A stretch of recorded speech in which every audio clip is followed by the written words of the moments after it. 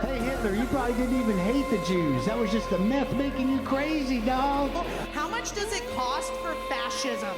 How much do the taxpayers have to pay for a fascist country? Stop being cowards, because the collective cowardice of you and people like you is what has led to the circumstances of today. You can stop letting the enemy dictate the terms of your struggle. They're evil. They are actively doing evil.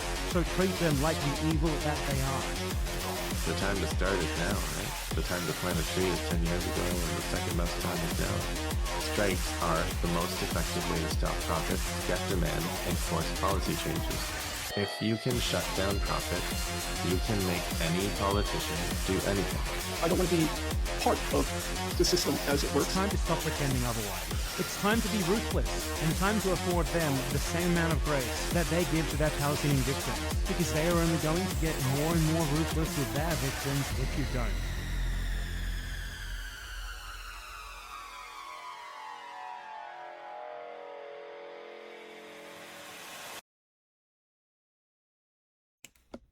Mic check 1 2. Okay, we're just gonna go straight into the Electronic Intifada's live stream from today. It's called Keep Talking About Gaza, Day 972.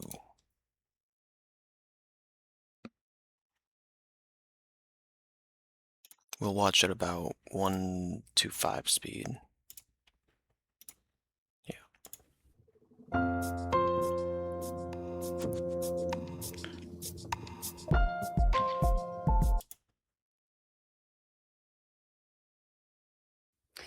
Hello and welcome back to the Electronic Intifada's live stream for Thursday, June 4th. Thank you for tuning in. I'm Nora Barrows-Friedman with my colleagues Ali Abunimah, John Elmer, Asa Winstanley, and Tamara Nassar.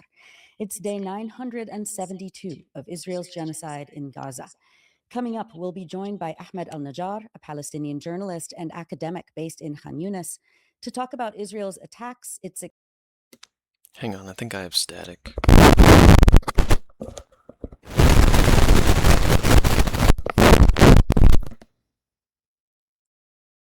Okay, there we go. Expanding control of territory in Gaza, the role of collaborator gangs, and how people in Gaza are trying to cope and what they are hoping the future will bring. Later on in the program, John will cover week 13 of the battle. I have a new hard drive. and I should be able to get on to Fallout 76 tonight. So I'm just watching some news while while it gets situated. I have to re-download the game onto an external hard drive in order to do the update. Dope, can't wait to see you online. Yep, should be good. What's up, Cat? Welcome. What's going on, Cat?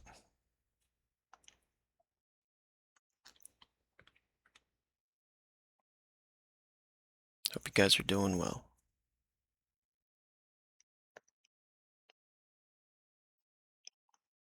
I'm just jumping straight into the Electronic Intifada's live stream VOD. Congrats on the new hard drive, exciting, thank you. In South Lebanon, where Hezbollah's armed FPV drones have exacted a deadly toll on Israeli troop movements. But first, let's take a look at the news. Here's a brief summary. What just flashed on screen was something I was working on for a different video. Sorry about that. Of some of the latest developments this week in Palestine and Lebanon. In Gaza overnight and into this morning on Thursday, at least 9 people were killed and dozens were injured in a series of Israeli attacks from helicopter gunships that simultaneously targeted 4 residential apartments inside the city, according to reporter Saad Hezbollah, who filmed this footage outside of Al-Shifa Hospital. Local reporters stated that the attack killed 5 members of the Labad family while they were sleeping in their apartment, 2 parents and 3 of their children, Manar, Hassan, Mohammed, Rahaf, and Tamim Labad. One 9-year-old girl, Hala, is now the sole survivor of her family. Saad Hezbollah showed this photograph of some of the many children who were among the injured. The airstrikes hit homes in the beach refugee camp, Karama, Tel Al Hawa, and Sheikh Radwan neighborhoods of Gaza City.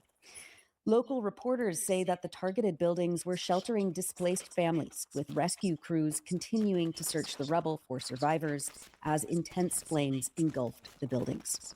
On Wednesday, Israel drone bombed the courtyard of a home in the Maghazi refugee camp in central Gaza, killing 2 Palestinian siblings and wounding 4 others, according to local reports.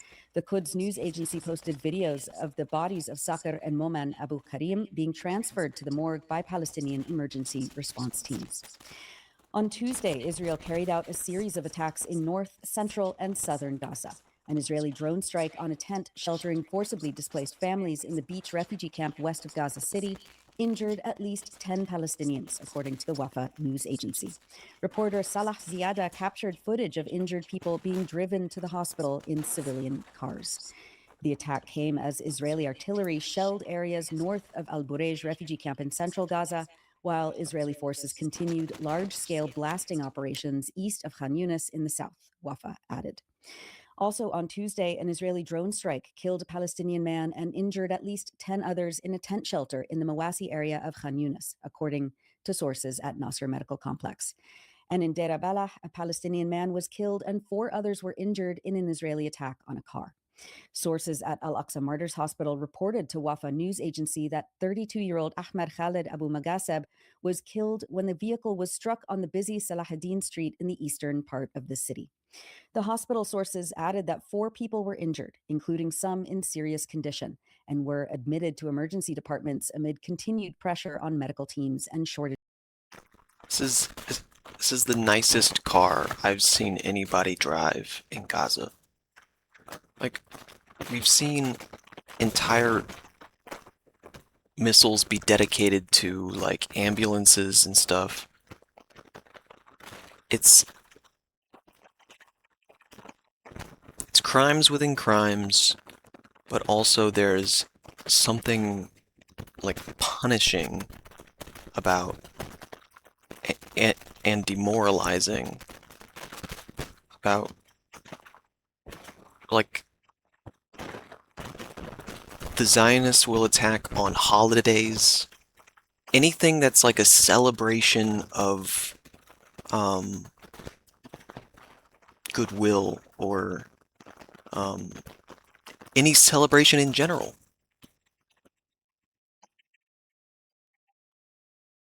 is targeted to not only inflict pain and death, but also to demoralize. Like, I don't know what kind of car that is, but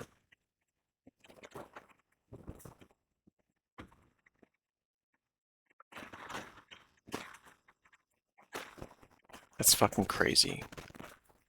Like, why? Like, just in the wrong place at the wrong time?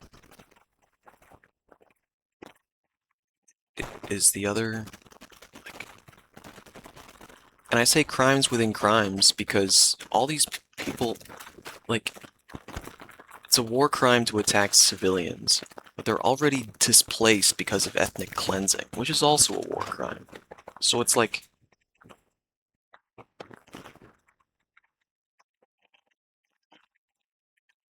crimes within crimes. Of resources. Reporter Bilal Samak captured video of the elderly father of Ahmed Abu Mugaseb collapsing in grief at the hospital, being comforted by loved ones around him.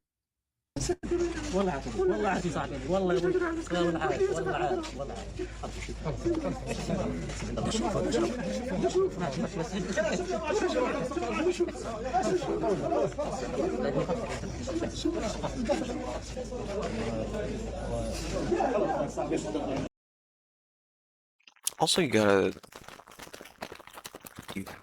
can't even fathom the scale of the mental trauma of the people in Gaza as well. Like, there's very little health infrastructure, let alone, like, so there's absolutely no mental health infrastructure. Like, yeah. It's so sad.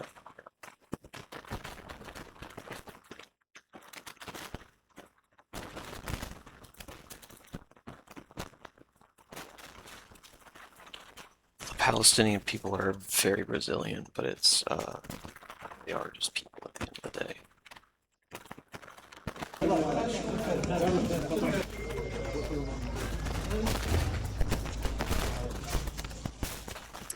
On Monday, June 1st, a child was injured in an Israeli drone strike on the Burej refugee camp in central Gaza as Israeli naval vessels fired several shells toward the Gaza City shoreline. However, no injuries were reported, according to the Wafa news agency. Israel bombed the Gaza seaport on Sunday, where at least 2 Palestinians were killed and 25 others were wounded, including children. A witness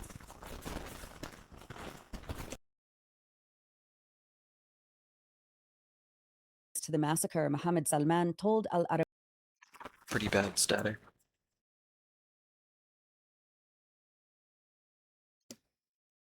How's that? Is that better?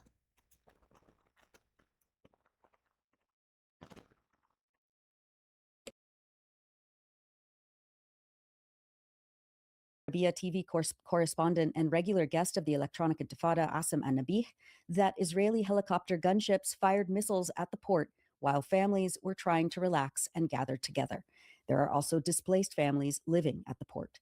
He told Asim that, quote, nobody comes here unless they're bored out of their minds. There were children, women, cars, people.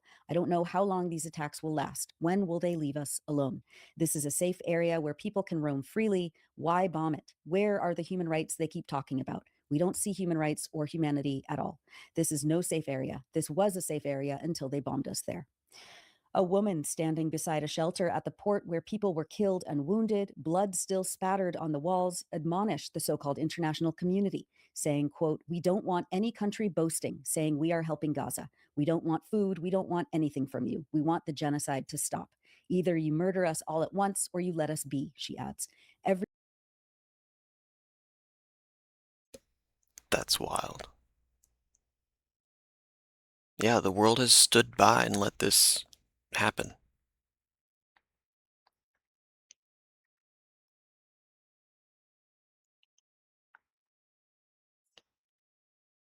Let's hear that again. Any country boasting, saying we are the so-called introvert where people were killed and wounded, blood still spattered on the walls, admonished the so-called international community, saying, quote, we don't want any country boasting, saying we are helping Gaza. We don't want food. We don't want anything from you. We want the genocide to stop. Either you murder us all at once or you let us be, she adds. Every day we say goodbye. Every day we lose someone. This is just not fair. Where are the international organizations? Where are the international treaties? Where are they? None of it reaches us. Everything is permitted in Gaza. Whatever Israel says is accepted. The Israelis fired missiles, reconnaissance rockets. This is a humanitarian zone. Where is the humanity? Where is it? It's a good question. We are living in this camp. These are tents. We live here. What is our fault in this? This footage was recorded by journalist Salah Ziada.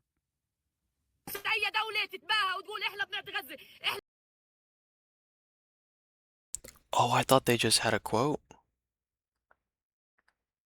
This is her saying it on camera. Holy shit. لا بدنا اكل ولا بدنا اي شيء منكم، احنا بدنا الحرب توقف، اذا موضوعنا مره واحده اما كل يوم بنودع بعض، يعني هذا مش عدل. وين المنظمات الدوليه؟ وين المعاهدات الدوليه؟ وينها؟ ما فيش عندنا كله اصبح مباح، القتل كله اصبح مباح، ثلاثه جايين يشوفوا هواء، قالوا اليهود صاروخ استطلاع، هذا مش عدل. وين المعاهدات الدوليه؟ هذا مش عدل، هذه تعد منطقه انسانيه، اليهود حكت منطقه انسانيه، وين الانسانيه؟ وينها؟ احنا مقيمين في هذا المخيم، هي الخيم يعني تفرجوا، احنا هاد ايش سلبنا؟ ايش سلبنا؟ On May 30th,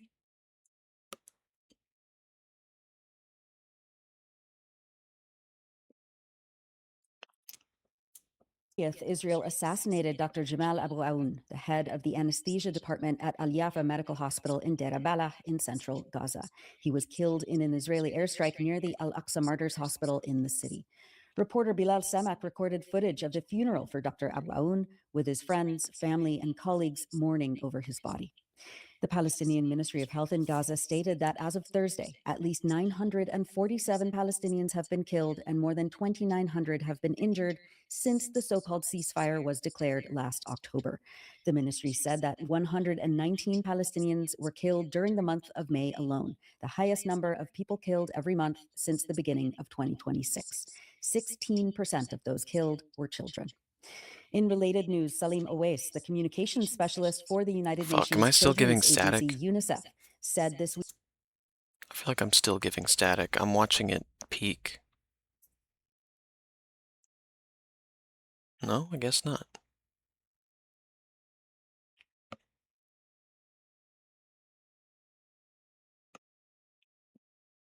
It's just turning my head.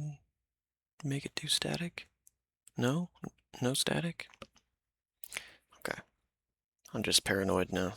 Week at a press briefing in Geneva that the failure to meet children's basic needs in Gaza is trapping them in an endless cycle of suffering. Because of the continued refusal by Western powers to stop the genocide, including Israel's ongoing blockade on Gaza, families are increasingly unable to provide their children with clean water, healthy food, and medical care. Owais said that, quote, families across Gaza do not have enough clean water. They are forced to choose between drinking, washing, and cooking with what little they have. Items needed to sustain water systems and repair damaged water infrastructure, including lubricant oil, water treatment chemicals, and spare parts, are not being allowed in at the scale needed, meaning we cannot repair systems as quickly as needed to reach more children with clean water, and existing systems risk failure due to lack of maintenance and overuse. If we cannot repair systems, then we have to rely solely on water trucking, which is much more expensive and doesn't reach populations as effectively. Owais added that the clearing of solid waste and rubble at the necessary scale is currently impossible because there is no accessible space left to clear it to, directly causing rampant skin, respiratory, and gastrointestinal infections and diseases in children. Quote, no parent should be in a position where they cannot provide their children with the basic needs to keep them healthy, he said. No parent should have to watch as their child writhes in pain from lesions or buckle from weakness because of entirely preventable diarrhea. That this is happening should be, to everyone, entirely unconscionable. Dr. Munir al-Bush, the Director General of the Palestinian Health Ministry in Gaza, warned this week that more than 1 million children in Gaza are surviving on roughly 6 liters of water per day, as water becomes more and more scarce and as Israel continues to prevent the entry of water desalination plants, filters, or materials for repair. Speaking to Al Jazeera Arabic on Tuesday, Dr. al-Bursh said that medical staff are fearing outbreaks of disease epidemics because of the lack of clean water and Israel's deliberate incapacitation of the health infrastructure. Quote, we are talking about no health recovery in every sense of the word. We are talking about not even rebuilding, reconstruction, as they say. No medicine available, no safe homes, no capacity for treatment, he said. In a related post on social media, Dr. Al-Burj said that, quote, Al-Aqsa Martyrs Hospital, which serves a population of over 500,000 people, has suspended surgical operations due to the failure of its fourth backup generator. If this situation persists at its current pace, other critical services, such as intensive care and neonatal units, will also cease functioning. We are facing a crisis deliberately manufactured by the occupation, which is blocking the entry of lubricants required for these generators, as well as spare parts and new power generators. He added that, quote, there is a severe shortage of medicines and medical supplies. Stocks of many essential items have hit zero. And the reality is that this portends a grave and imminent danger. The occupation blocks the entry of medicines, medical supplies, lubricants, and filters, while simultaneously allowing in sweets, chocolates, and other non-essential items. We are currently battling rodent infestations inside our What the tents, as these fuck? pests have begun to compete with us for our meager sustenance, devouring the flour intended to feed our children. By allowing diseases to spread and waste to accumulate, coupled with the complete absence of sanitation services and severe water shortages, the occupation is deliberately facilitating the spread of disease throughout Gaza, he warned. We'll have much more on the humanitarian Holy and health fucking situation in Gaza shit, coming up bro. later in the show with Ahmed Al-Najjar in Khan Yunis. The civil defense in Gaza stated this week that because of ongoing Israeli aggression and attacks targeting and setting fire to homes, displacement tents, and civilian vehicles, or because of accidents inside displacement shelters where families are forced to burn wood and plastic to prepare meals due to a lack of cooking gas, the fire and rescue services operating with limited resources are facing an unsustainable and dangerous burden. 3 firefighting and rescue vehicles and 2 ambulances, the civil defense said, are out of service due to a critical shortage of spare parts and fire extinguishing supplies. Furthermore, a substantial portion of their already severely limited fuel reserves has been depleted. Speaking to the Gaza Herald, Ahmed Radwan, director of media for the civil defense, said the institution is approaching a critical breaking point. According to Radwan, nearly 90% of civil defense vehicles operating across Gaza have either been destroyed or rendered inoperable during the war. He added that since the implementation of the ceasefire agreement in October 2025, no new ambulances, rescue vehicles, or emergency equipment have been allowed into the Gaza Strip. In a press statement, the civil defense said, quote, we issue a grave warning that humanitarian intervention operations regarding fire incidents and rescue missions are at risk of coming to a complete halt. Currently, operations are restricted solely to the most critical emergencies due to these recurring crises. The unavailability of spare parts for civil defense vehicles, coupled with the failure to permit the entry of firefighting equipment, rescue gear, and fuel, foreshadows a complete cessation of humanitarian interventions in the coming days. This looming crisis unfolds against the backdrop of escalating Israeli aggression on one hand and the onset of summer and rising temperatures on the other. The civil defense called on international organizations to take concrete actions, including prioritizing the provision of essential safety and fire prevention supplies. Turning to the occupied West Bank, Israeli soldiers abducted and arrested 35 Palestinians during a series of raids overnight on Tuesday, including 4 young Palestinian women students of Birzeit University near Ramallah. The arrests were concentrated in Tulkarem and Nablus, with additional raids reported in Ramallah, Al-Khalil, and occupied Jerusalem. The detainees also included several formerly imprisoned Palestinians. The 4 students, Jolan Abu Awad, Natalie Abudaya, Leila Khalil, and Sama Safi, were abducted from their student housing on campus. The Palestinian Prisoners Society said that their arrests brought the number of Palestinian women currently held in Israeli detention to 89. In a statement, the bishop of the Evangelical Lutheran Church in Jordan and the Holy Land, Dr. Imad Haddad, denounced Israel's arrest of Natalie Abudaya, who is from the church community, and called for her immediate release. The bishop said that, quote, we are deeply horrified and shocked by this news, as well as by the news that her family does not yet know where she has been taken. Natalie is a member of Evangelical Lutheran Church of the Reformation in Beit Jala, a graduate of Talitha Kumi Lutheran School, and a media and journalism student at Birzeit University. We are incredibly disturbed by the reality that Natalie now joins the thousands of Palestinians in Israeli detention without charge or trial. Palestinian civilians, including women and children, suffer deep injustice in Israeli military detention and are often held for months or years with no explanation. In the north, on May 31st, Israeli forces extended a military order that closes off 3 refugee camps in Jenin and Tulkarem, according to documentation from UNRWA, the United Nations Agency for Palestine Refugees. More than 33,000 Palestinians from these camps have been displaced and have not been allowed to return since January 2025, UNRWA said, and this latest extension prolongs their displacement by another 2 months until the end of July. The Wafa news agency reported that Israeli settlers, backed by Israeli soldiers, set fire to Palestinian farmland in Burqa, east of Ramallah, on Wednesday. Similar attacks by settlers were reported in several villages and towns in the southern Nablus governorate, damaging large swaths of agricultural land. The Good Shepherd Collective posted a video of settlers invading and setting fire to the village of Abu Falah near Turmosaya on Tuesday night, quote, in order to erect a new outpost on lands belonging to the community.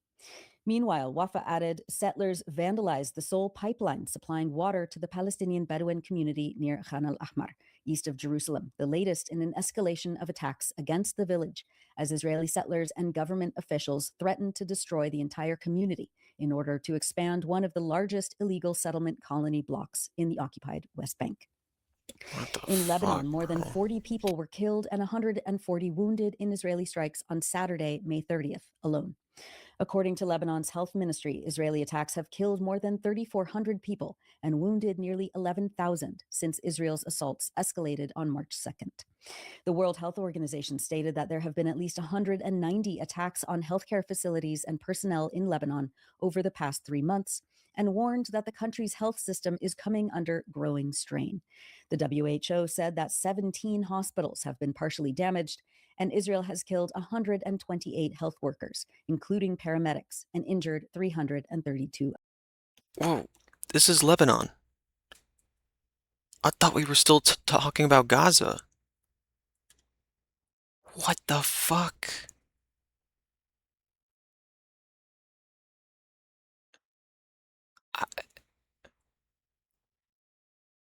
It's just getting worse, dude.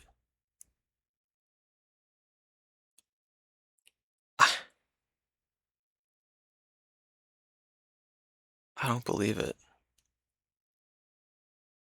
That's fucking crazy.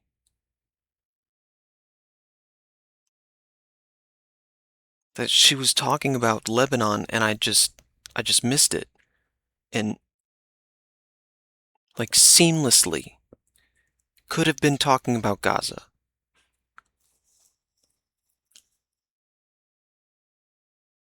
The first thing, I mean, what it says Lebanon in the title of the article, but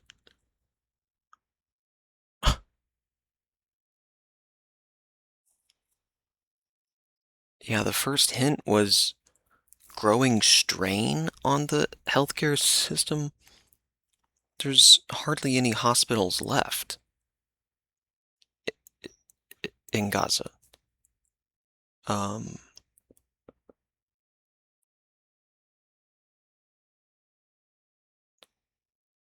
WHO verifies 190 attacks on healthcare in Lebanon in 3 months.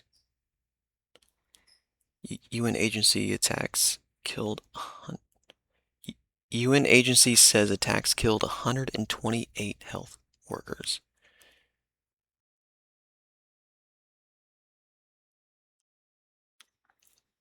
That's fucking crazy. Others. Dr. Ghassan Abu Sitta, who is currently working at a hospital in Beirut, posted on social media that he had 20 patients in his pediatric war injuries clinic on Wednesday for follow-up care. Quote, of the 20 children, Israel had killed one or both parents of 19 of them, he stated. On Wednesday, as Israeli airstrikes and attacks continued across the south, including on the ancient city of Sur, Israel announced a forced displacement order for the entire city of Nabatea. And on Thursday, our contributor Rokaya Shamsuddin reported that there had already been 30 drone strikes, 43 airstrikes, and 7 cases of artillery shelling on South Lebanon and the Bekaa Valley. For more on the situation on the ground in Lebanon, Rokaya filed this report for the Electronic Intifada on Wednesday evening. This is Rokaya Shamsuddin reporting for the Electronic Intifada. Israeli aerial aggression across southern Lebanon has escalated to a deadly new threshold, directly targeting both the Lebanese armed forces and emergency rescue teams. In a clear and lethal escalation, the Lebanese military confirmed that a soldier was killed today when an Israeli strike targeted his vehicle along the Nabatieh Kfar Tibnit road. The fatal attack comes amidst a broader, sweeping drone campaign that has struck at least 10 vehicles across the south today alone, including an attack on a military vehicle near Deir Zahrane that left an officer and a soldier wounded.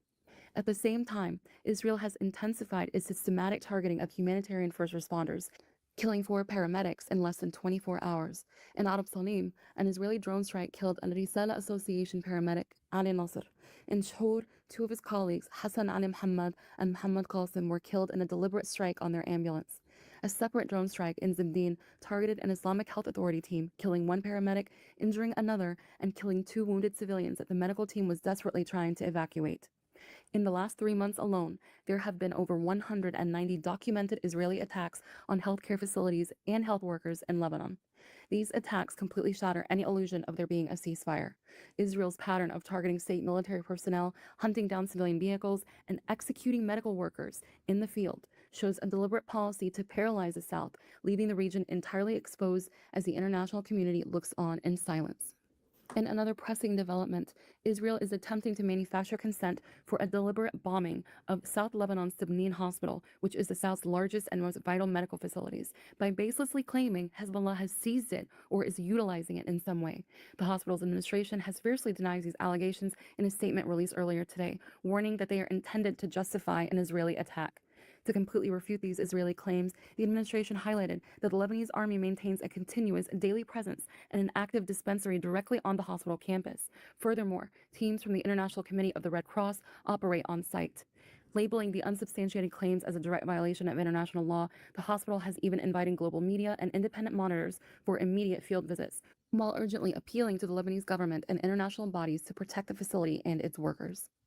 To date, as of March 2nd, 3,516 people, including first responders, have been killed and 10,674 injured in U.S.-backed Israeli attacks on Lebanon.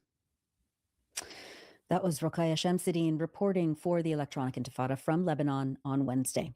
We've published many features in the last week, but today we're highlighting When the Lights Go Out.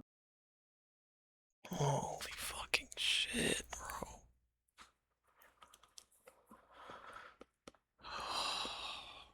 The Rats Come Out by Shoja al-Safadi, writing from Gaza. He writes, in Arabic, there is a saying, many causes, one death. In Gaza, we are witness to these many causes of death, airstrikes, hunger, and contaminated water, to name a few. And now we see prospective death in the rats that move through the dark towards sleeping children. They come out when the battery dies on the lamp and the apartment goes dark. They come out when we are not around. That is when they feel safe. Our apartment building on Tal al-Hawa Street was bombed just 1 week bombed just 1 week before the so-called ceasefire in October 2025. Israel bombed the top 3 floors of the building, and the remaining 3 lower floors sustained partial damage. We are on the 3rd floor, and our apartment is missing some walls, the entire kitchen, all the windows and doors, and most of the furniture. Giant piles of rubble surround us on every side, and this is where the rats live. Protecting our apartment from rats would be a monumental task. With a small amount of rat poison not doing the job, I sought out construction materials myself, along with the help of friends, to repair and seal any openings in our house. Yet, given the Israeli blockade on materials needed to repair or insulate homes, cement, timber, and other so-called dual-use items, this would not be an easy task. All supplies have to be found through unofficial channels, so neighbors smuggle and sell cement and cinder blocks to each other, ripping what they can from collapsed walls and bombed-out homes. My friend Islam Bakr, 55, helped me search for materials for days. His own 7-story building, home to 30 apartments in Gaza City's Al-Daraj neighborhood, had suffered damage from Israeli strikes as well. The stairwell is cracked, and parts of the upper floors remain exposed after nearby strikes. As we searched for construction materials, he told me how the rats had invaded his family's food stockpiles, flour, rice, cheese, yeast, and dried legumes. This is food the family had obtained from aid trucks and markets and then stored because Gaza's food supplies are scarce and unstable. The rats nibbled away at their stockpile, contaminating the food. He found droppings in nearly every bag. He recalled how a 4-year-old child in a nearby tent was bitten. The family got treatment and the child recovered. But Islam said that it seems like most families do not seek medical attention unless injuries are severe, because getting to a hospital is its own ordeal. The rodent infestation in Gaza is not a story of one statistic or figure, but of several of them combined. The 57.5 million tons of rubble that fill the streets, the approximate 3,000 cubic meters of solid waste that accumulate each day, and the inaccessible landfills and destroyed sewage treatment infrastructure. In Gaza City, this collapse is visible along every street, especially in the piles of waste that are heaped along the street. At night, the smell intensifies, and it gets worse when residents burn garbage.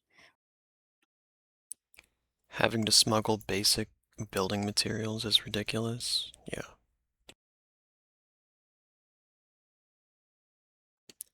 Tent poles are not allowed because they could be used as a dual-use item.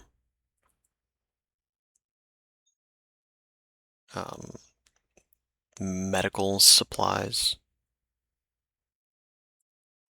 It's crazy.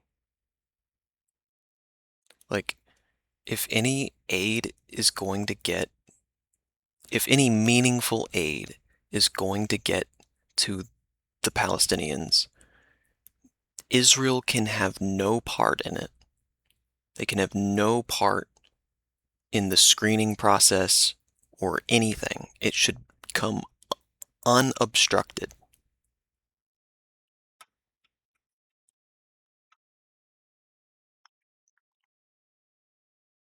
Because it's not their security to worry about. It's not their country.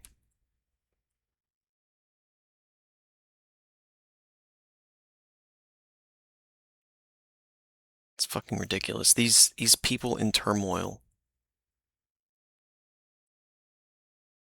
like, and Israel's worried about another attack. Like,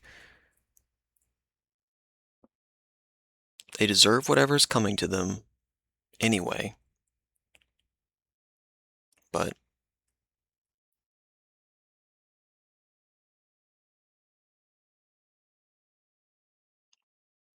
I don't know.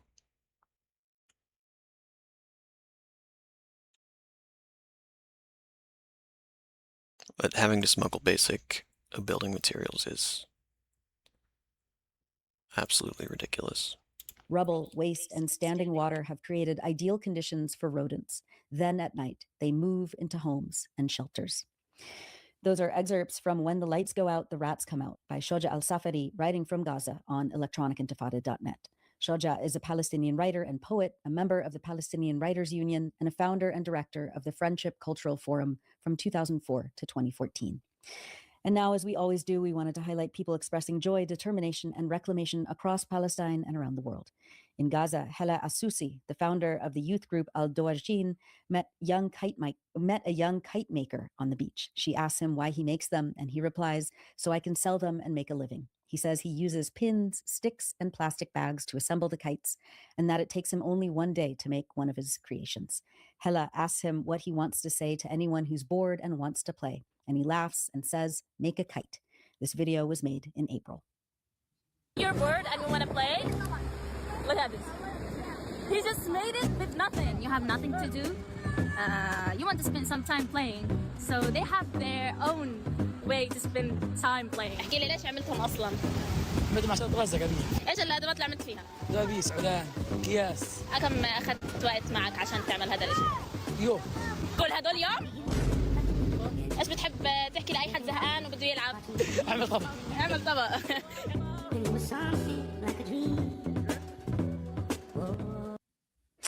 And that's it for the news roundup. As always, go to electronicintifada.net for much more, especially to read our new features by our brave writers in Gaza. You're watching the Electronic Intifada live stream. I'm Nora Barrows-Friedman with my colleague Ali Abunimah. Hi, Ali. Hi, Nora. Hi. It's good to see you and You too. to see everyone here in the chat. And thank you, everyone, for being with us on Yes. day 972 of this genocide that is intensifying in Gaza. And the conversation we're about to have with... Wasn't that kite amazing? That kite is amazing. I thought it was going to be much more makeshift, but no, that was like a high-quality kite. He says it takes him all day to make one kite. That's an artisan right there. That's amazing. He says he uses pins, sticks, and plastic bags to make his kites.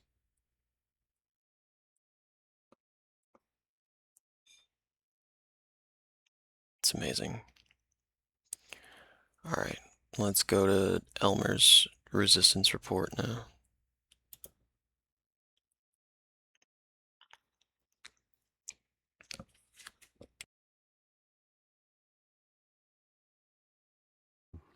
All right, you are watching and listening to the Electronic Intifada. I am John Elmer. This is the Resistance Report on day 972 of the genocide in Gaza and day 95 of Hezbollah's defense of South Lebanon. We'll start with the maps as always. This week, the Israeli military announced what we have been tracking on this program for the last number of weeks, and that is pretty significant troop withdrawals from the south. The 146th Division has left the western sector. That's where we were watching them empty their bases out in Al Bayada, just north of Nakura there on the western coast that you see above the blue line. There's operations in Bint Jbeil this week and to the north in Hadatha. And then up on the Galilee Panhandle, if you follow it across, up to the Beaufort Castle, which is up near Yahmar, that you see north of Metula there.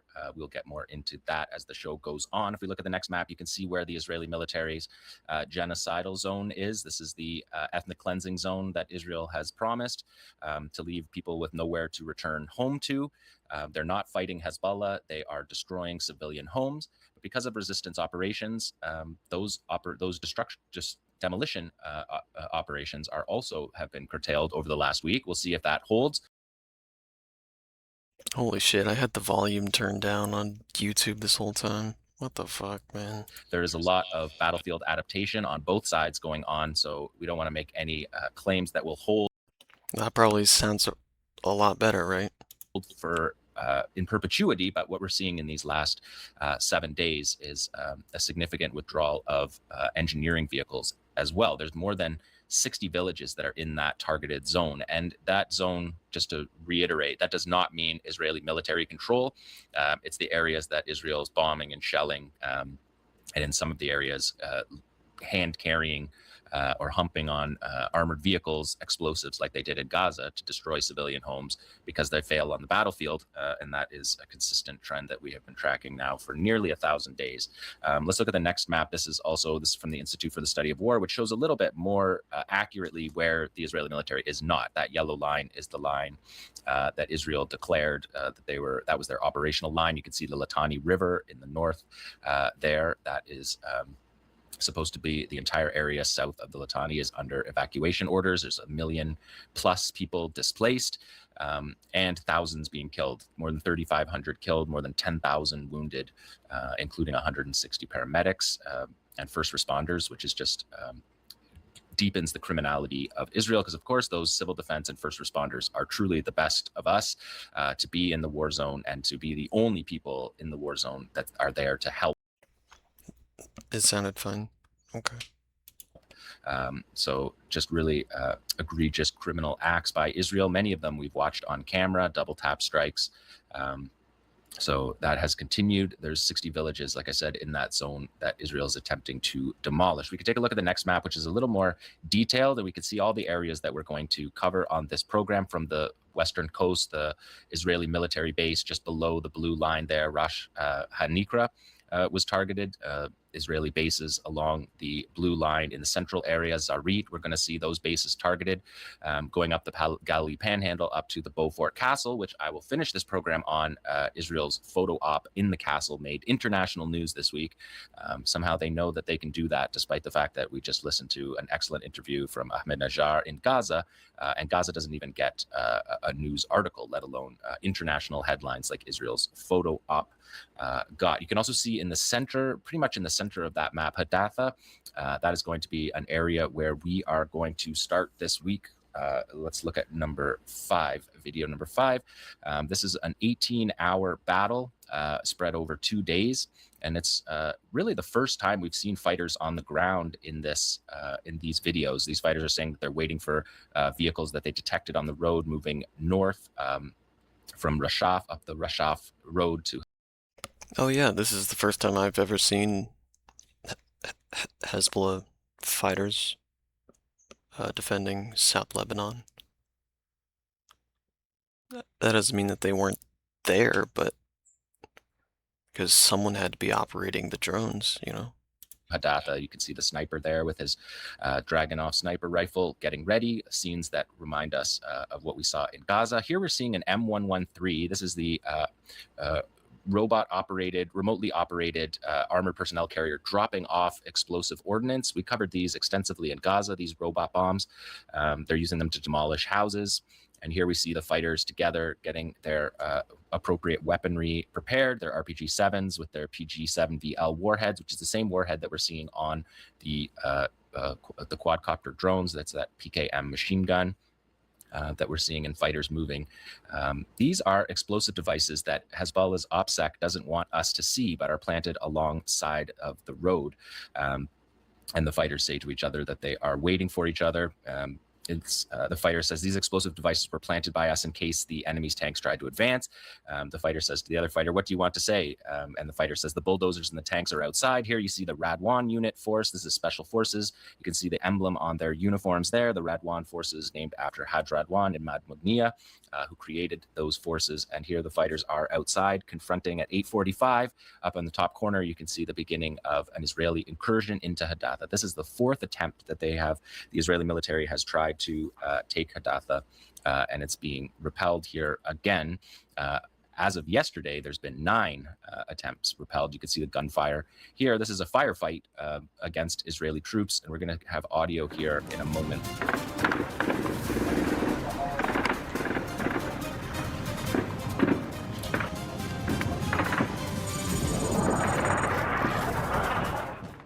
That last that you heard was air support using fighter jets as air support. The fighters say here yesterday, the fighters are in this clash here that goes on for 18 hours. There was more than 7 rocket operations, 9 anti-tank operations, 3 bulldozers destroyed. You can see the missile fire and rocket fire on the top of the screen through there. It's difficult to see this operation, but this is really the first on-the-ground firefight footage that we have seen from Hezbollah. And just to give you a sense, in the last week, out of 160 field reports, there was only 2 firefights in the entire week. So the Israelis don't want the smoke. They don't want to fight. They don't want to fight Hezbollah. Here the fighters are saying, here yesterday the clashes were taking place on this road. They tried to advance, and we blew up 3 bulldozers, and we chased the 4th bulldozer. And the fighter says that they're going to take us and show us the bulldozer here. So we're going to go with these fighters down the road. And there you see the D9 armored bulldozer disabled there from one. That's one of the 4 bulldozers that were targeted. This fighter takes you down the road and he says, "Look at what we did. These weak Israelis, this bulldozer can't even move anymore. It can't advance. We crushed it under our feet." And then he says, "Whoever wants to come after it, we're going to sit here and wait for you." And then they quote Nasrallah saying, "You will have no tanks left," which Nasrallah said before the invasion of Lebanon coming out of Gaza. And the fighters here add not just tanks, but also bulldozers. We added that, he says. And then he again quotes Nasrallah saying that we will return home. All the people of the South will return home. Yeah, don't want the smoke was well said, John. With your heads held high, the entire land will be liberated. So the defense of Hadatha is still ongoing. Like I said, last night there was the 9th attempt on it, and still the Israeli military unable to take the town. They just pull away. They pull out every time that there's contact. They basically pull out and call in air support, which is what we saw in that video previously. Okay, let's take a look at number 6, because major targets this week along the border, the Israeli military bases along the border, using these first-person view quadcopters. More FPV videos. Let's go. This is a second one, a 2 quadcopter strike. The first strike killed a soldier. The Israeli military said she was running away, and the drone caught them. Here's a utility vehicle also running away and getting caught and hit by the drone. And this is on the base near Shomera in the north central. Not armored at all. Little transport vehicle. 2 people in it. They are dead. Area of Israel. You can see that strike, and we can see in the next footage still we got a battle damage assessment from the Israeli military, which is very odd. They military censorship makes reporting on this almost absurd. But this battle damage assessment, this photograph came from this base, and in the article, The FPV videos are your favorite? That's funny. Fucking flipped them.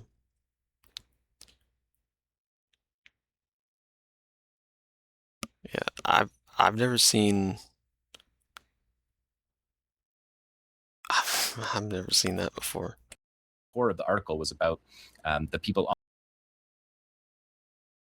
But this was documented by the Israelis. Reporting on this almost absurd, but this battle damage assessment, this photograph came from this base, and in the article, the core of the article was about the people on this base and living around this base, saying that when they're anonymized all the time, you don't say, Israel doesn't say the locations that all of these places are struck, you have to figure them out, that they're being ignored, and so they wanted their story told, and so they took some photos of the battle damage assessment of this vehicle upturned, upside down. 2 were wounded there, so 3 casualties in that attack on that single base earlier in the week. Again, all these operations you're going to see are they're so fucking stupid. Like, Israel being like, oh, look what they're doing to us. Being absolute cry bullies. And all you've done is just given Hezbollah a free battle assessment report. Oh, that's kind of funny. all from the past week. Let's take a look at number 8. This is on the coast. They're going to hit the Ras Hanikra base. That's on the other side of Ras Nakura, is the Lebanese side of the border. This is a naval base, Israeli naval command base, and you can see the drones catching up here to a car inside the closed military zone of the base, strikes it from behind, and this is also going to be a multiple drone strike on this particular position. So the car is hit there, and then you're going to see the battle damage assessment as this second FPV drone comes up the same roadway. There you can see the spot where it was struck. Hezbollah is showing that handy for us. It's the crater where the strike was. And you're going to see off to the side some burning here, and it's going to go to the parking lot and strike another vehicle. Again, hitting these soft vehicles on the military base is something that we've seen them do, particularly in recent weeks. There you can see the burning from the strike as well. So this is on the western coast. The Israeli military is largely pulled out of here, as I said on the opening. The 146th Division pulled out of this sector. When we started these reports 13 weeks ago, there was 5 Israeli divisions in Lebanon. Today, there is now 2. And the Israelis take time before they don't just announce when the soldiers leave. So we've observed the fact that they pulled out. Here comes the Humvee, targets in on the Humvee, and a direct strike on the Humvee. So we showed over the last few weeks, emptied forward bases, Okay, that was the most direct strike on a Humvee I've ever seen. Positions, the artillery position in Bayada, emptied out. We saw the flag. This is a slow-mo replay. Lowering ceremony that Hezbollah executed with a drone strike on the Israeli flag. Those were all obviously pointed to the fact that there was no more Israeli presence or just a skeletal presence in that area. And the Israelis confirmed it this week. Let's go to the next one. Is also on. I don't know if there was anyone in that area. The fact that there was no more Israeli presence or just a skeletal presence in that area. And the Israelis confirmed it this week. Let's go to the next one. Is also on base. This is the Manara outpost. You can see this is a major. They have a lot of technology on this outpost that we watched get hit over and over again in the early stages of the war in Gaza when Hezbollah was a support front. You're going to see the drone hone in here on a light armored vehicle. And again, with the PG 7BL, this is going to destroy this vehicle. These hits are 100% destruction rate with the type of weapon that they are using. Let's take a look at number 10 here. We're going to hit some Iron Domes, Iron Dome launchers. There you see it in the right on the screen there. Multi-million-dollar launcher with multi-million-dollar interceptor missiles inside it.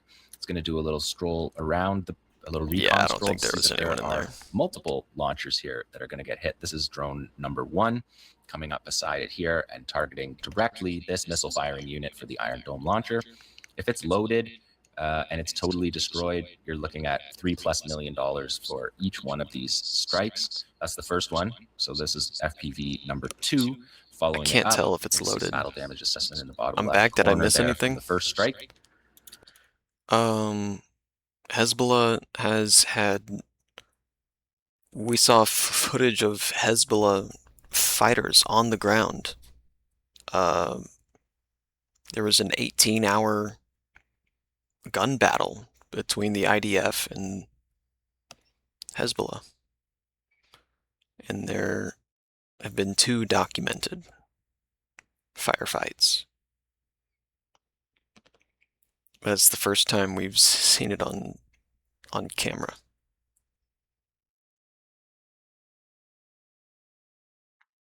Using Dragunov snipers and LMGs.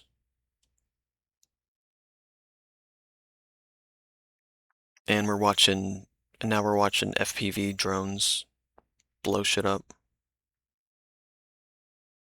I don't know if you were here for headlines, but they were basically,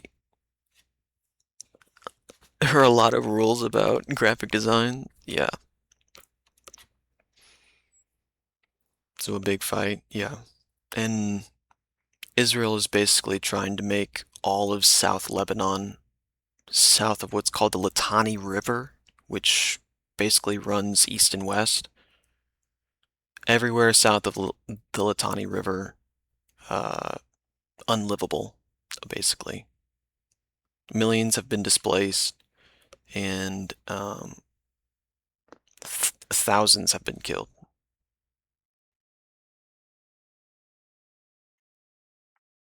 Like over 3,000 civilians have been killed.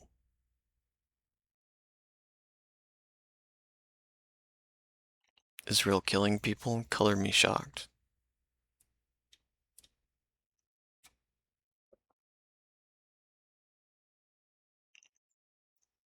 Yeah. There it is, Hezbollah showing it to us. And this second drone is going to go around and pop the other one. So both missile firing units on this base are destroyed. There's only 3 or 4 per battery. So these are leaving a mark. We're going to see in the next video one of the positions abandoned. They didn't even replace the launchers that were struck. So here you come in again. The FPV drone does not care that you have blast walls set up around it.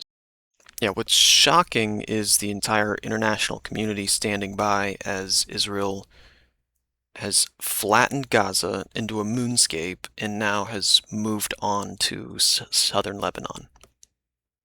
That's what's shocking. Just fly around it. Those were set up for anti-tank guided missile strikes. So destroying that one.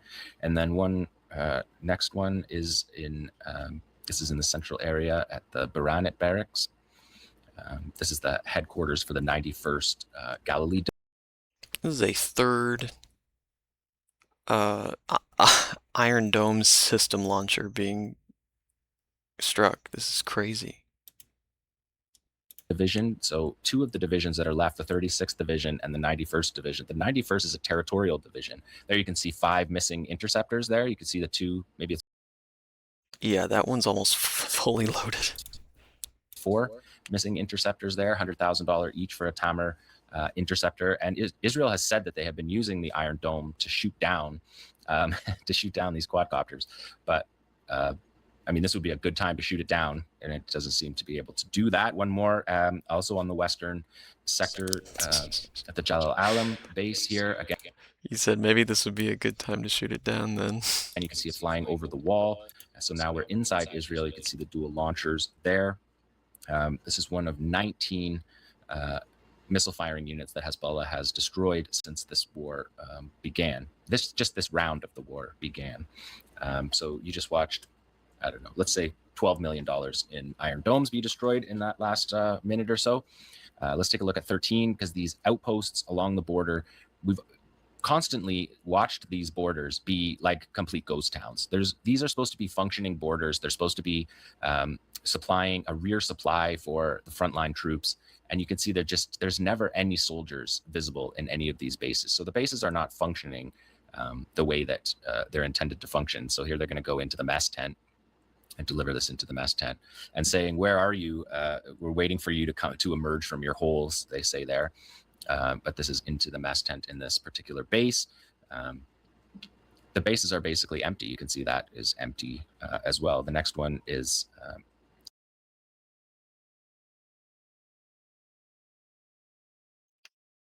The international community doesn't give a shit. I've seen several people hype up China as a savior of Palestine. They literally do nothing but provide hard words. Yeah, there's no one in the international community standing up for Palestine. They might claim that they do.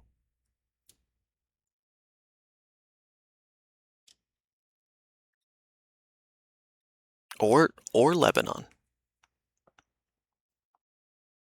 at the base of the Galilee Panhandle. This is Avivim base. And you're going to see in this one, I reported a couple weeks ago that Israel is putting 158,000 square meters of netting to put up over everything. Volleyball net, fishing net, the whole deal. Look on the bottom right there. You're going to fly over the netting right there on the bottom left. That was supposed to be for covering that base, and they hit inside the base housing on that operation. So these hits are, I mean, an anti-tank weapon will destroy that door. Some people ask why they hit the doors, but the door will trigger it and send the molten dart inside of the base housing. Let's take a look at number 15, an attack on a Namur troop carrier here. And the Israelis this week admitted 2 strikes on Namur troop carriers have penetrated the cabin and killed and wounded soldiers inside. That one hits the remote-controlled weapon station, the mounted machine gun on it. But as we go along, I'll describe some of the operations that penetrated those tanks. Let's take a look at 16 excavators. Of the 160 field reports this week, 36 of them were FPV drone strikes.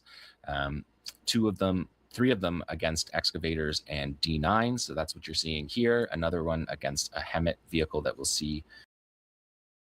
Speaking of China, opinion on it? The nets kill me every time, lol, pathetic. Yeah.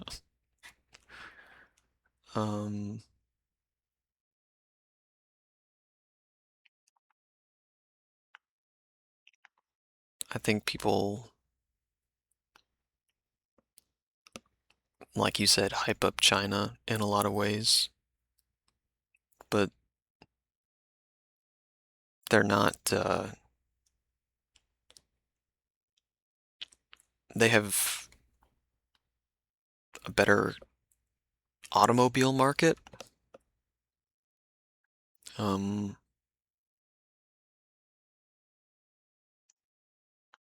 China was doing mathematics and writing when people were like in the Bronze Age, in like the European and North African area, like the time of the Bible.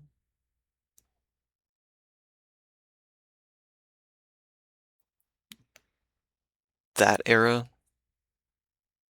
China was already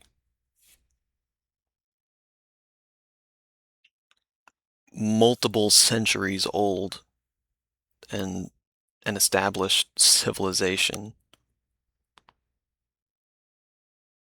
But to say that they're like a true representation of communism, I feel like is misguided.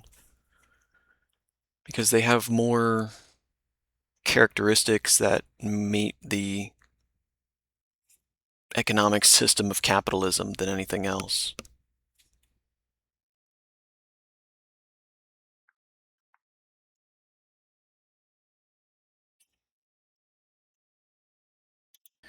Coming up, so that's my opinion on China. Again, targeting these logistical vehicles that we're seeing less and less of because they're just such prime targets to be destroyed. So that was 16. We're at 17. This is a twin strike. If you look on the upper right there, you can see the drone. FPV drone 2 is recording FPV drone 1. You can see it just below the, just above the house there. It's over to the side now. It's going to come swoop around in front of you. You can see it there. You can see the missile, or sorry, the warhead. You can see the fiber optic spool. So that's a fiber optic spool. And there's the tank hit directly on those tanks, on that tank. Can't see exactly where on the tank it strikes, but these are the kind of battle damage assessments that people were wanting to see, to send a second drone to show you. And then this drone's going to fly over and show again the absurdity of these nettings. before it goes looks for its own target. The fucking nets. The town here is again slated for destruction. But that was a really cool video, though. That was the first time we've gotten like a third-person view of a drone hitting a vehicle. See exactly where on the tank it strikes, but these are the kind of battle damage assessments that people were wanting to see, to send a second drone to show you. And then it's slated for destruction, but this is where the Israelis pull back to every time they try to advance to Hadatha, up this Rashaf Hadatha road. And there, look at the tent. The tent is completely, it's just a fortress of netting in front of that tank there. Not sure that's a successful strike, but if you can see the level of absurdity that they're going to cover these $6 million armored vehicles that should be battle ready. You'd think if you were fighting an insurgency, if you were fighting a war, that your troops would occasionally need to run into their tanks and mobilize. But obviously you can tell by this that they're just dumping this fishing net on them, and it would take many minutes outside in danger to uncover the tank just to get moving on it. That whole time you're susceptible to a strike. Let's look at 18 because we got Tamara did a nice little zoom in on here so we can see it a little bit better. You can see it, the drone over to the right there, and it's got It's like when a little kid is hiding under a bed sheet pretending not to pretending that no adult can see them or something like that. It's so fucking crazy. its own white circle. You see the red circle around the tank, and the drone's going to come. You can see the spool in this part right here. You can see the spool and the warhead and the direct strike on the tank. The commander of the 401st Armored Brigade, who I covered a couple weeks ago, he spoke this week and he said to his soldiers, "I know you continue to fight with strength and that you have had many difficult days with casualties in the 601st and 9th battalions." So they're very aware that they're getting hit hard, and that commander spoke of it. Let's do 19. We've got another 2 drones here. So we're seeing mini swarms here. This is in Debo. You're going to see a number of targets that the operator can choose from. The first strike is going to be on the Namur troop carrier. And on this weekend, Namur troop carrier was penetrated by an FPV drone, killing a member. That's a mobility kill on the tracks for sure. But the so he's going to strike the tracks there. You can see he clearly aimed at that. And then you can see the smoke for the battle damage assessment that people like. And then the pilot here, the second pilot, is going to target one of these M113 robot bombs, the rolling bombs, the tank bombs, the vehicle-borne IEDs that Israel created to destroy Gaza, to use these old out-of-stock armored vehicles and to destroy them. There's the Namur that was hit. And there is the robot bomb hit and destroyed. And these robot bombs are strictly for demolition. They're strictly a war crime vehicle targeting civilians. So that, are we at 20? Yeah, 20.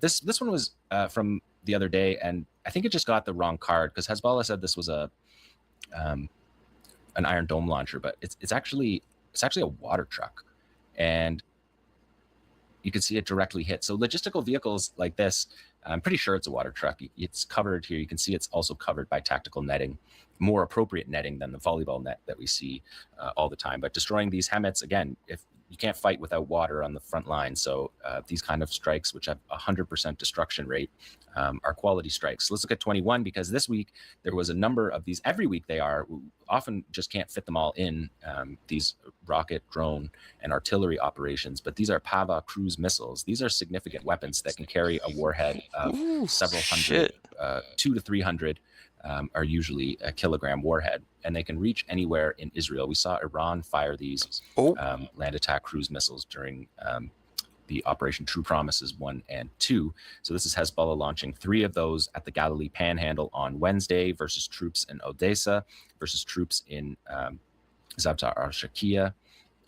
And these can be a very potent weapon. They're accurate. They could be guided in flight. and they carry a significant warhead. So we saw a number of these operations this week, missile and drone attacks this week, 28 of them compared to 36 FPV drone strikes. So we're talking FPV drones are only half of the drone strikes that are executed each week. Let's look at number 22, because we also saw Hezbollah escalate in response to the Israeli escalation and fired barrages of rockets all day long on Sunday. And late Saturday, after the Israelis expanded their invasion in Lebanon and started attacking Tyre, Sur, the major city in the south. And the Israeli military knew it. They said this 2 days before. They said the IDF says it is prepared for the possibility of increased Hezbollah rocket fire on northern Israel as troops push deeper into southern Lebanon. Following the expansion of IDF operations and in accordance with situational assessments, the IDF is preparing for the possibility of major fire from Lebanese territory. And that, in fact, did happen. You're seeing 122 millimeter Grad rockets here. These are the Katyusha rockets, as everyone calls them in this in Lebanon. These are the Katyushas that the Israelis are trying to push back from the border. Is their thin excuse for essentially their genocidal rampage against Shia in the south. But as Israel predicted, the expansion took the targeting into Israel. Hezbollah following a rules of engagement, unhonorably following rules of engagement that Israel, one would think, doesn't deserve after 2 years plus of genocide and observing no rules. But these are Israeli cameras recording the rocket strikes. So there was 89 rocket and artillery attacks in the past 7 days since you last saw me. Most of these were concentrated on Saturday and Sunday. And I'm not even going to get into the ceasefire stuff because I just think it's at this point, everyone that watches this show knows there's not going to be a ceasefire. And if there is, then the firing won't cease during it. So what the point of that is a little bit beyond me. Let's take a look at 24. This is an Ababil drone. Hezbollah calls it the Mersad. It's an Ababil T drone that Iran uses. It carries a 30 kilogram warhead. So again, significant weapon that could be guided. This is a one-way attack drone. And sometimes when you're looking through the field reports and trying to pull data, it can be confusing if they're talking about an FPV drone or if they're talking about these one-way attack drones, especially since Hezbollah just last week started calling the FPV drones Ababil drones. So let's look at 25. We have audio in for the result of that strike, that launch that we just saw. Yo. Came in on that base, 4 soldiers wounded. So there you saw it going out, and there you see it coming in. The Ababil drone strike directly on the Beit Hillel base. So accurate targeting of soldiers, not targeting civilians. The juxtaposition between the way Hezbollah fights and the way Israel fights couldn't be more stark. Now, the story of the week, the Israeli military this week moved forward.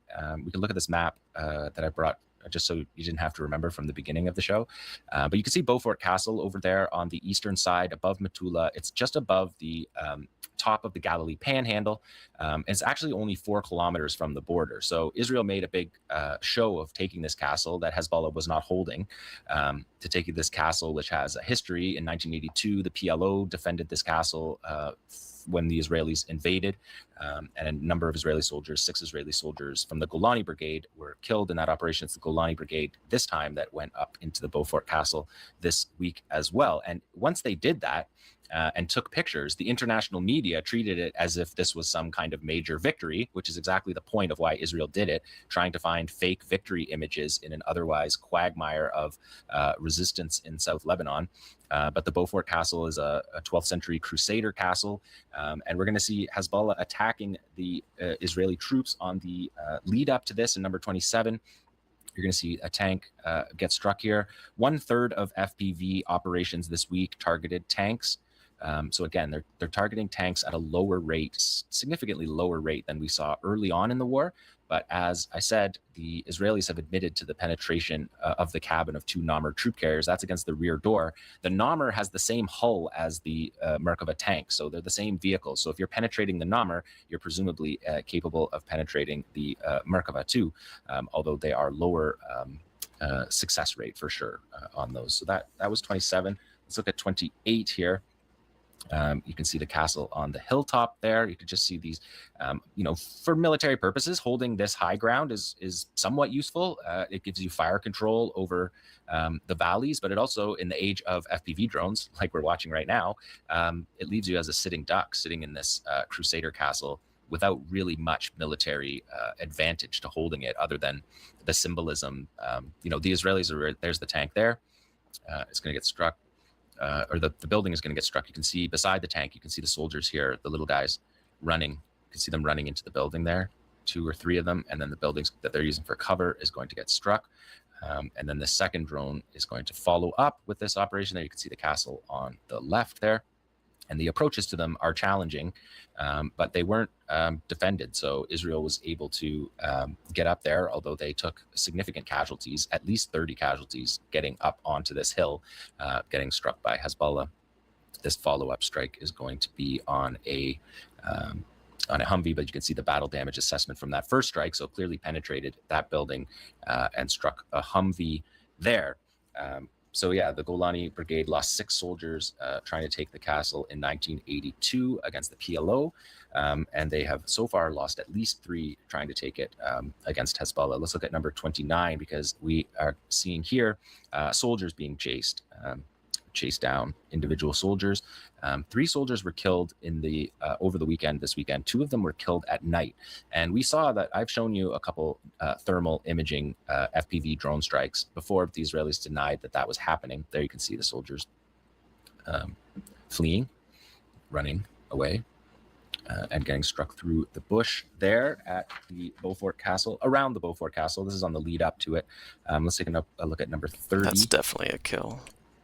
Again, all around the castle. It leaves their vehicles in these approaches very susceptible. A map, an inset map, shows you just how few roads there are and passageways up to the photo op that Israel took really quickly and then fled. They did another one the other day where they did a leadership handover of the 36th Division and the Golani Brigade, and they did it on the castle, but again, ran away immediately after. This is going to be a shot right in the turret gap, which is exactly where you want to strike on those vehicles, according to the Qassam Brigade's breakdown of where to target tanks that we saw in Gaza. Let's take a look at 31, because here's the thermal imaging cameras. Here it is. So this is Hezbollah's response to Israel's photo op. So this is them flying a thermal camera over the castle here the night after the Israelis said that they had taken it. And those photos went all around the world, and it was literally the headline confirmed. In languages all across the world. It's really... Oh yeah, where are you guys? To watch that happen when they're able to plant a story like that, and it just gets picked up by everybody. No doubt, this is an interesting piece of geography. It's a 12th century castle, but its military significance is extremely thin. But again, the flight over, you don't see any soldiers. Looks like when we fly over every other base or every other position. You just can't see any soldiers here. And now Hezbollah is going to show you on the inset there of the videos. This is the photo op videos. So they're showing the same places with these thermal cameras. So the thermal cameras were denied all up until last night by the Israelis. They said they don't have that capability. 2 Israeli soldiers were killed in night operations, and they still said that Hezbollah doesn't have this capability. Again, there was another inset there you could see flying through the castle. And then Hezbollah is going to taunt the Israelis here, because Netanyahu made a big deal about this. He came and spoke before the military said that they had captured the castle. He was real eager to say it, in part because of the humiliation of their defeat in May of 2000 when they left this castle, and Hezbollah immediately moved up and put flags on top of it. Although you can still, in a couple of these shots, you can still see the Israeli flags from their photo op.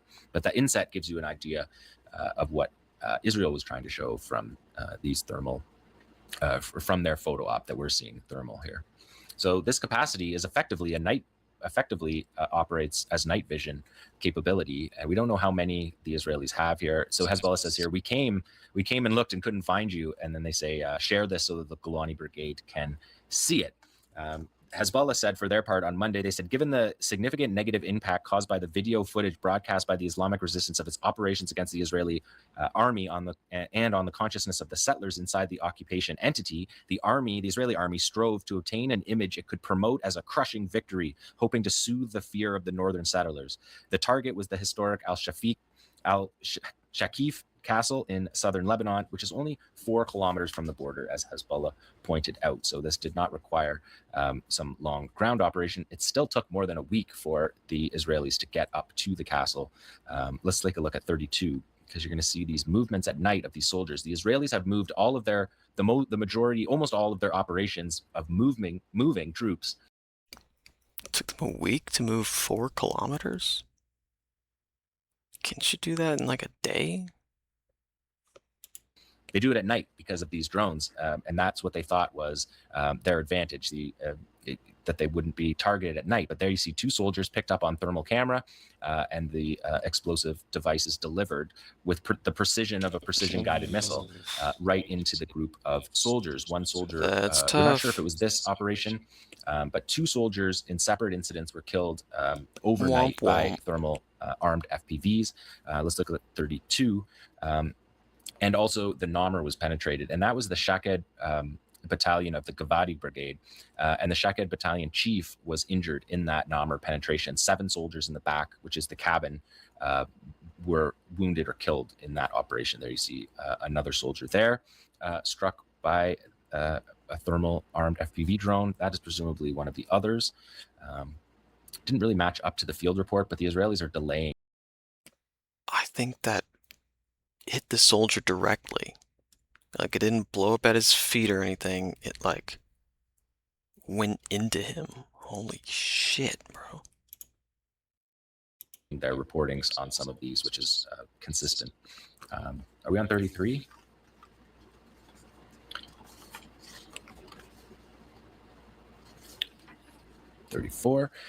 Okay, this is a Namr troop carrier, and again, so we know that it's difficult to penetrate these, but we now know that 2 of them have been and killed soldiers inside, including senior commanders. 4 officers were wounded in the one strike. Yeah, and one of the soldiers that was killed, just a note, he's from the Ukraine. He moved to Israel 6 years ago. So he'd been in Israel for 6 years. If you want a definition of a settler colony, many people have more experience as journalists reporting in the country, your correspondent included, that are longer than 6 years. But that is what that is how long that soldier had been in Israel. And his funeral was very sparsely populated, and people in Israel were upset by the look of that. But this has been the Resistance Report for day 972 of the genocide in Gaza, and on day 95 of Hezbollah's defense of South Lebanon. Holy fucking shit. Thank you so much for that, John. You know, I just, this week, I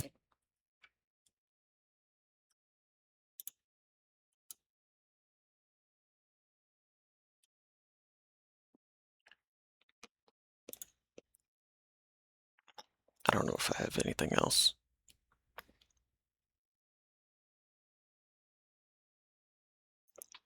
I think I'll leave it there.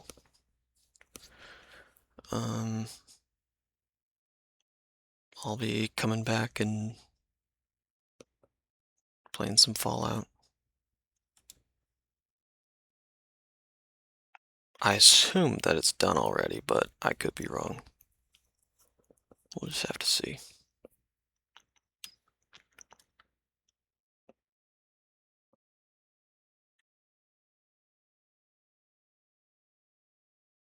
I'll see you in a few.